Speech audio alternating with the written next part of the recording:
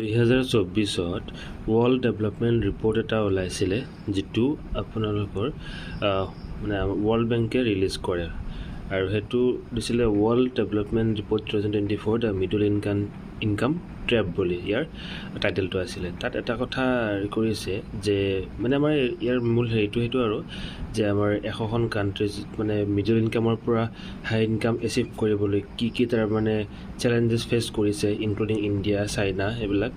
তাত এটা কথা মেনশ্যন আছিলে যে পাৰ কেপিটা ইনকাম। এতিয়া পাৰ কেপিটা ইনকাম আমি যদি চাই লওঁ কি বস্তু তেতিয়াহ'লে ইয়াত কৈছে যে per capita income is the average income earned per person in a specific area like a country in a year.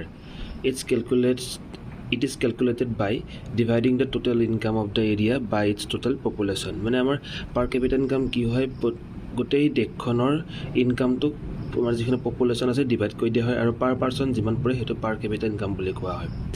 ঠিক আছে, তাত দিছে যে India is identified as the fastest growing major economy but it would take 75 years for it per capita income to reach a quarter of US income level if current trends continue.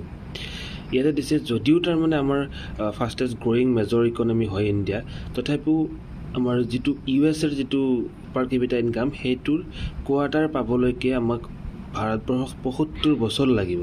ভাবকচোন, China would take it 10 years, Indonesia nearly 70 years, and India 75 years to reach a quarter of US income per capita.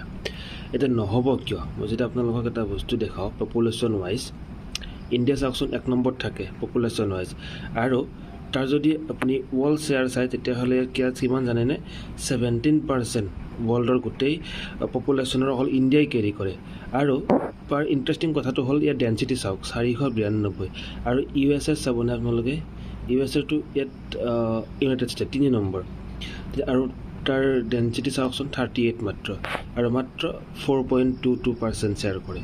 আমি যদি land wise চাব যাওঁ তেতিয়াহ'লে চাবচোন US থাকে 4 নম্বৰত আৰু 6.14% গোটেই ৱৰ্ল্ডৰ মাটিকালিৰ ভিতৰত ইয়াতে কভাৰ কৰি আছে, আৰু আমাৰ ইণ্ডিয়াই মাত্ৰ 2 তো সেইবিলাকৰ পৰা ভিত্তি কৰি 75 বছৰ কিয়? তাতকৈ আৰু বেছিও লাগিব পাৰে, কাৰণ আমাৰ আকৌ জনসংখ্যা বাঢ়ি যাব।